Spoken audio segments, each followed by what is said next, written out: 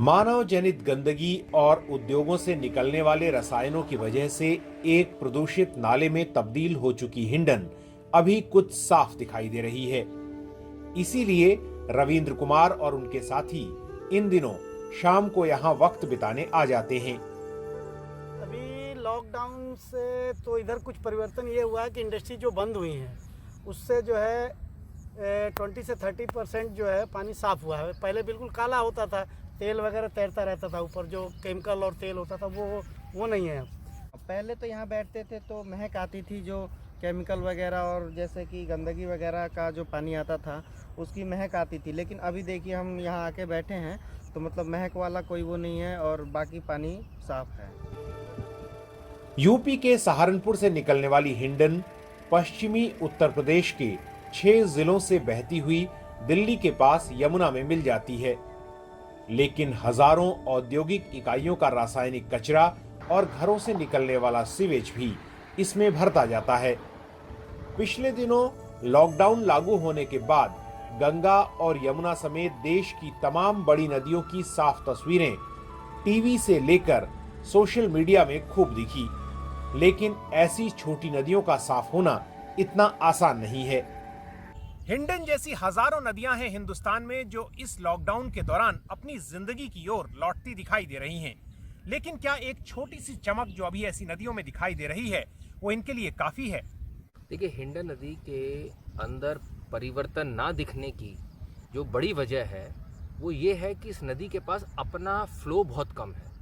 और अपना फ्लो कम होने की वजह से जो इस नदी के अंदर वर्षों से जमा हुआ कचरा था, इसके किनारों पर, इसकी तलहटी पर और इसके अंदर, वो साफ नहीं हो पा रहा। वो अभी भी इसके पानी में दिख रहा है। और एक और बड़ी वजह है वो ये है कि इस नदी में औद्योगिक नालों के साथ साथ शहरों से निकलने वाले सीवर के नाले भी बड़ी संख्या में गिरते हैं। अब ये जो शहरों से नाले गिरते हैं इनके अंदर हार्पिक है, एसिड्स हैं, डिटर्जेंट्स हैं, वॉशिंग पाउडर है और तमाम प्रकार के एसिड्स हैं जो इस नदी में आते हैं और जो आ रहे हैं उस पर कोई रोकथाम नहीं हो पाई।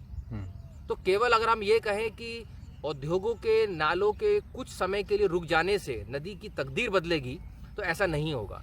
नदी की तकदीर बदलेगी जब उद्योगों के साथ साथ शहरों से निकलने वाले बड़े नाले भी इस नदियों में रुकेंगे। जानकारों के मुताबिक नदियों की साफ तस्वीर उनके प्रदूषण मुक्त होने का प्रमाण नहीं है।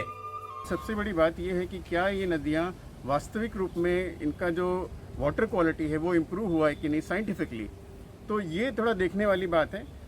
इवन अभी जो एनजीटी ने एक रिपोर्ट संज्ञान में लिया था सीपीसीबी का, सीपीसीबी ने मॉनिटर किया था, उसमें भी ये पता चला है कि इम्प्रूवमेंट हुआ है थोड़ा, लेकिन ये नहीं है कि नदियाँ पूरी तरह से क्लीन हो गई हैं या उनका वाटर क्वालिटी एकदम ठीक हो गया है।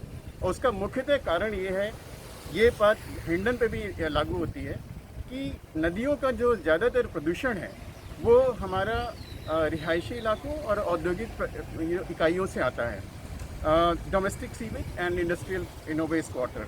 So if you look into what comes to Yamuna or let's say even Hindon, in case of Hindon, almost around 90% of wastewater in Hindon comes from the domestic sector.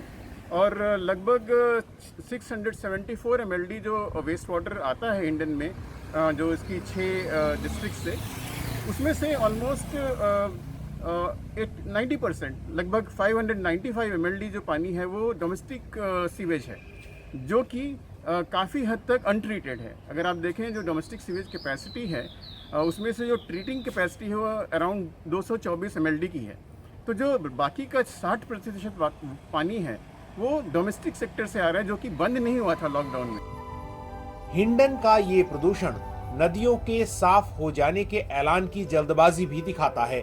Delhi जल board ने lockdown के बाद यमुना के साफ होने का ऐलान तो किया, लेकिन हिंडन उसी यमुना की एक सहायक नदी है। इसके प्रदूषित जल का असर खेती और लोगों के स्वास्थ्य पर दिखाई देता है।